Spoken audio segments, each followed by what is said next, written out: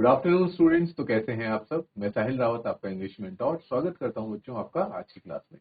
तो चलते हैं बच्चों सीधा क्लास की तरफ।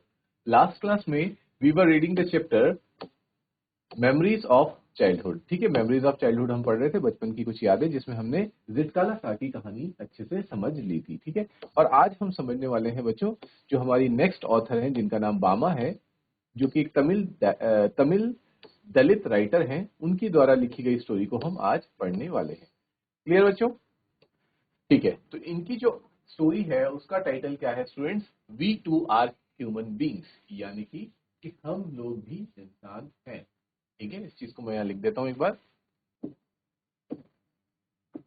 We to are human beings.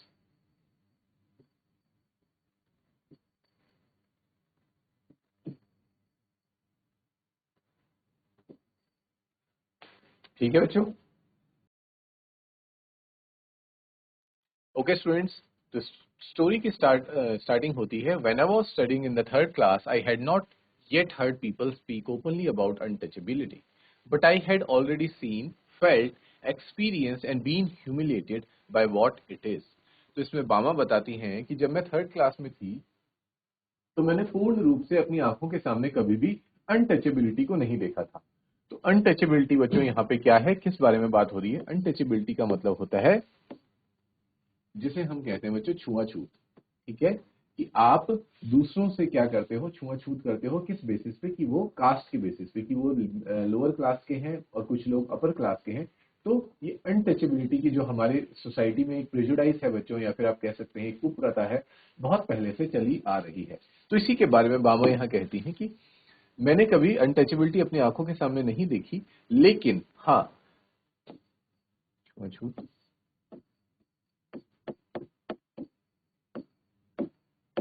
लेकिन मैंने उसे देखा है, महसूस किया है।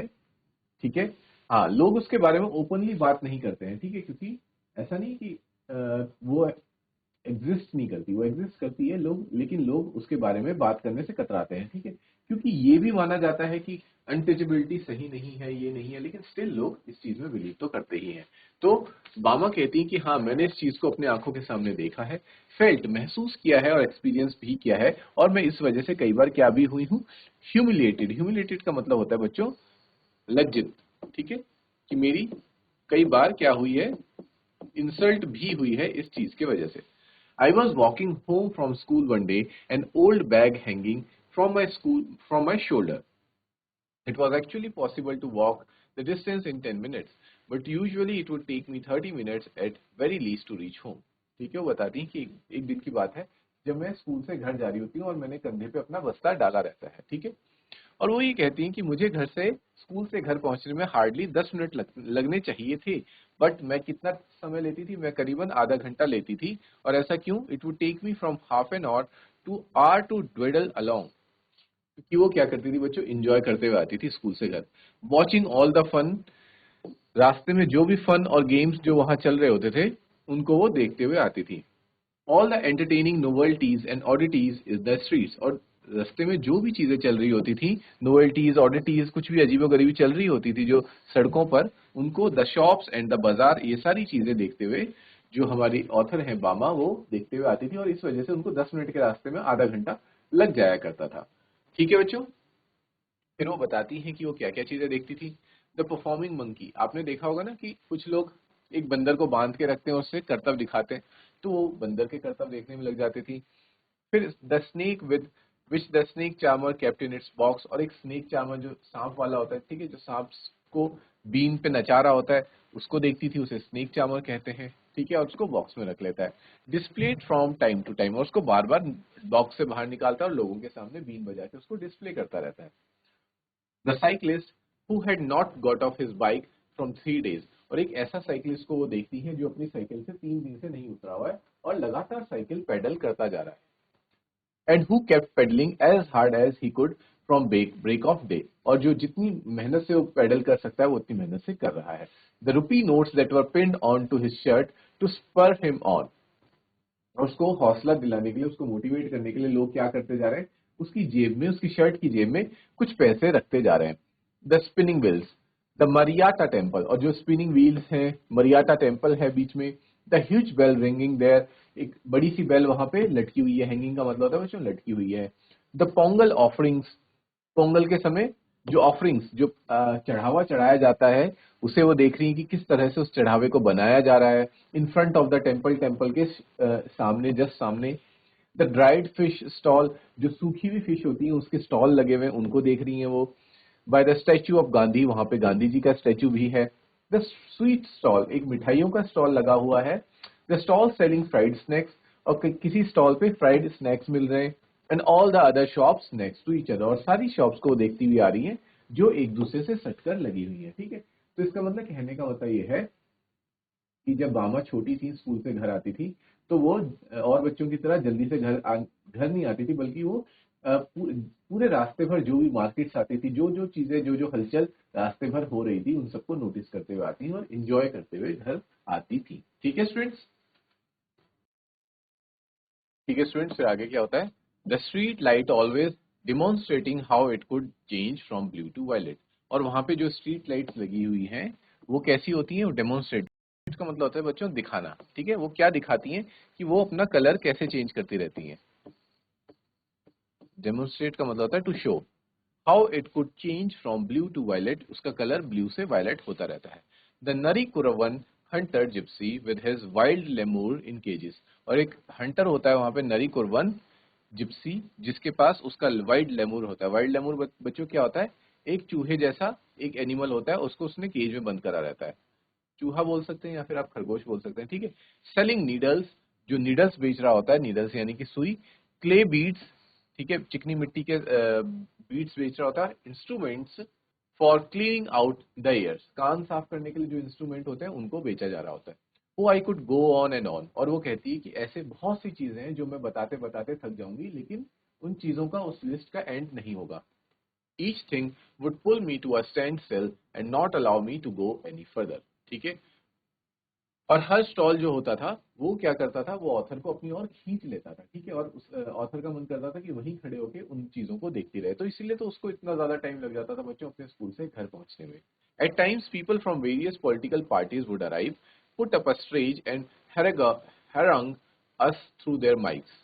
ठीक है, वो कहती है कि कभी कभी कुछ पॉलिटिकल पार्टीज के रैली भी यहाँ पे चलती थी, और उसमें से वो लोग आते थे और स्टेज पे खड़े होके क्या करते थे? माइक से बात किया करते थे। Then there might be a street play और अ पपेट शो, और वहाँ पे स्ट्रीट प्ले भी चलता रहता था, साथ के साथ पपेट शो होता था। पपेट शो आप लोगों को पता होगा बच्चों, जो कठपुतलियों का खेल होता है ना, जिसमें लोग कठपुतलियों को नचाते हैं, उनको खिलाते हैं, वो सारी चीजें होती है पपेट शो के अंदर। और a no magic no miracle, ठीक है, और एक मैजिक शो होता था, स्टंट परफॉर्मेंस होती थी। All this would happen from time to time, और ये सारी चीजें समय के साथ होती रहती थी। But almost certainly there would be some entertainment और अदर गोइंग ऑन, लेकिन ऐसा कभी भी नहीं होता था कि वहां पे बिल्कुल एकदम सूना पड़ा हो, एकदम खाली सा पड़ा हो। कुछ ना कुछ एंटरटेनमेंट और इस तरह के साधन वहां पे कुछ ना कुछ चल रहे होते थे। ठीक है, even otherwise there were the coffee clubs in the bazaar, ये कहती है कि वहां पे कॉफी क्लब्स भी थे बाजार में। The way each waiter cooled the coffee, lifting a tumbler high up and pouring its contents into a tumbler. आपने देखा होगा बच्चों, किसी जगह पे जहाँ पे मिल्क वगैरह बेच रहे होते हैं या फिर कॉफी बेच रहे होते हैं या चाय भी बेचते हैं, तो क्या करते हैं? एक बर्तन से चाय को बहुत ऊपर उठाते हैं और दूसरे टम्बलर में चाय को डाला जाता है। ठीक है, और फिर ऐसा चीज रिपीटिशन में करते हैं। तो ये देखने में ऑथर को बहुत ज्यादा मजा आता था कि कैसे वो लोग कॉफी को एक टम्बलर से उठा के दूसरे में डालते हैं और दूसरे से पहले वाले में डाला जाता है। और the way some people set in front of the shops chopping up onion, ठीक है, और किस तरह से जो लोग होते थे होटल्स वगैरह में, वो ओनियंस को चॉप किया करते थे, काटा करते थे। The eyes turn elsewhere so that they would not smart, और वो अपनी आंखें क्या करते थे? अपनी आंखें दूसरी साइड करते थे, क्योंकि आप लोगों को पता है बच्चों, जब प्याज काटते हैं तो क्या होता है? आंखों से पानी निकलता है। ठीक है, लेकिन वो लोग इतने ज्यादा माहिर थे प्याज काटने में कि वो दूसरी तरफ देखते हुए भी और चाकू से इतनी फास्ट फास्ट प्याज को काट देते थे। और the almond tree growing there and its fruit which has occasionally blown down by the wind, और वहां पे क्या बताती है वो? कि एक आमंड का भी ट्री हुआ करता था। आमंड यानी कि बच्चों बादाम, बादाम का पेड़ था, जिसमें से कि कुछ बादाम हवा के वजह से नीचे गिर जाते थे। All these sights taken together would tether my legs and stop me from going home, और वो उन बादामों को उठा के वो खाती थी। और वो ये कह रही कि जितने भी ये नज़ारे थे ना, जिनके बारे में अभी तक हमने चर्चा की है, ये सारे नज़ारे मुझे मेरी टांगों को रोक लेते थे वहां पे, मतलब मेरे पैरों को रोक लेते और इसी वजह से मैं घर नहीं जा पाती थी समय के साथ। ठीक है बच्चों, यहां तक क्लियर?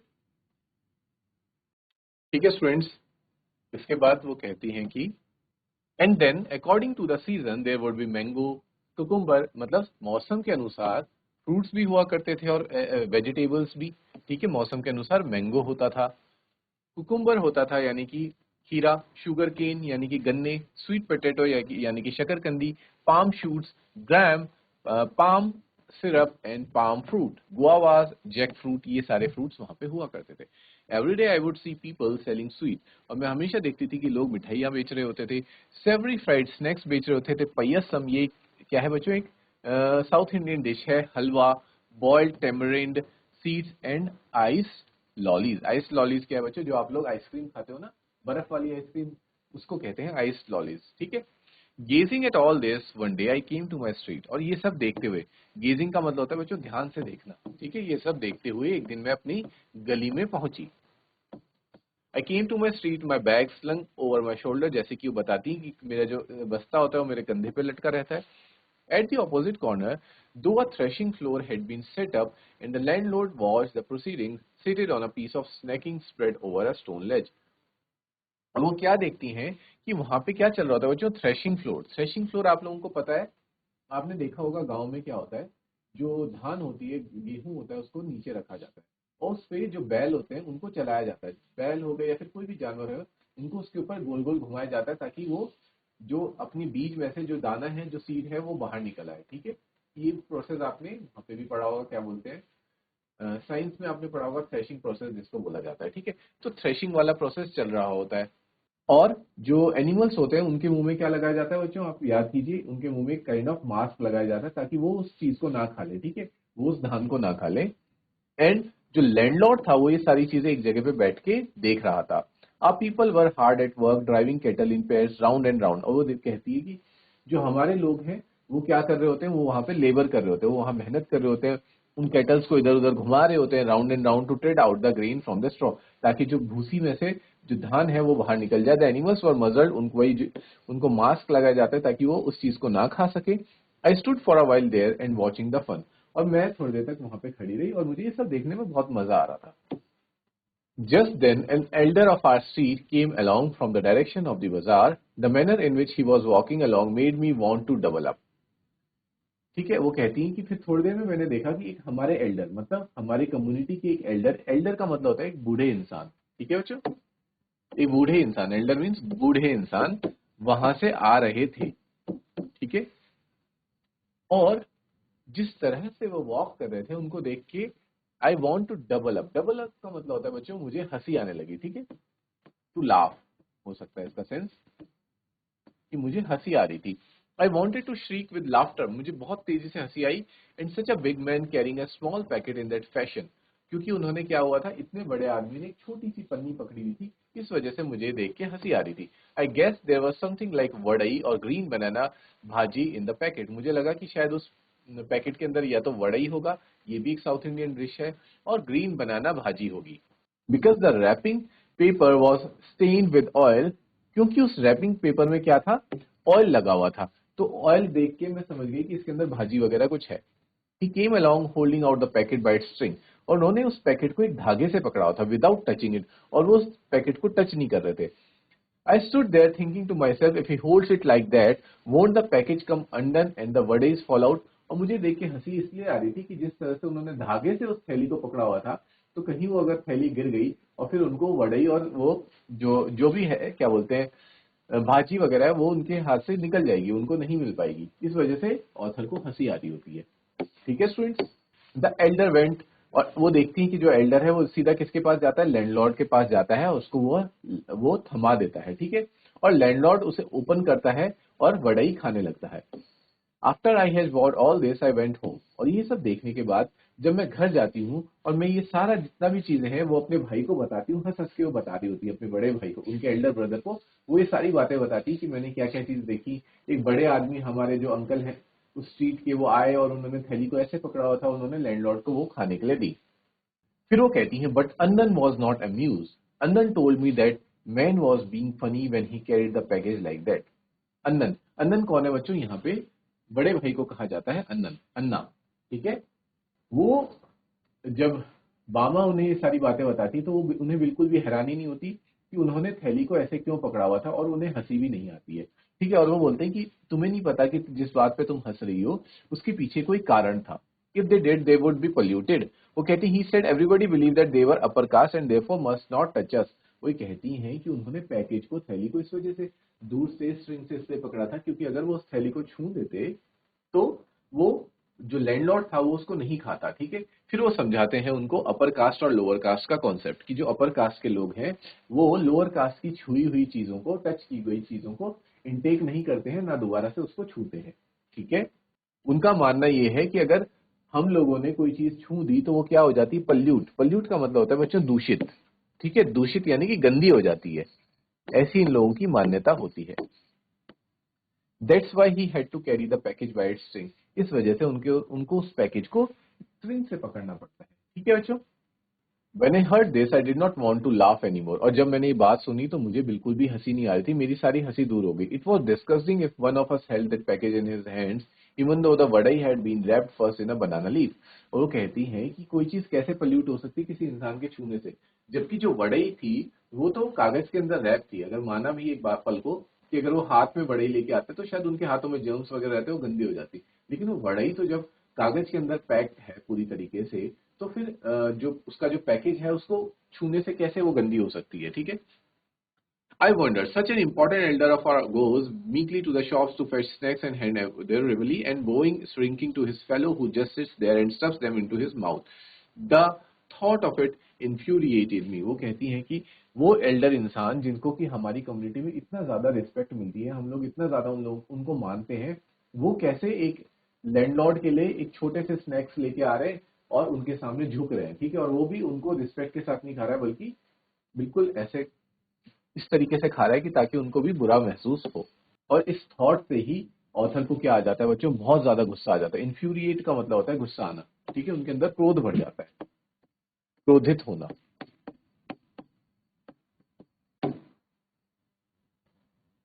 तो वो कहती हैं कि ऐसा कैसे हो सकता है किसी इंसान में, क्या ह्यूमन फीलिंग्स नहीं हो सकती, ठीक है। हम भी तो इंसान ही हैं, ठीक है। हम भी दूसरे लोगों की तरह इंसान हैं। हम उन लोगों के खेतों में काम करते हैं, उनके लिए इतनी मेहनत करते हैं, तो फिर वो हमें इस तरह से क्यों ट्रीट करते हैं और हमें इतने कम वेजेस देते हैं। मतलब हमें जो जो हमारा जो हमारी दिहाड़ी होती है वो बहुत ज्यादा कम देते हैं, और हम लिव इट दैट।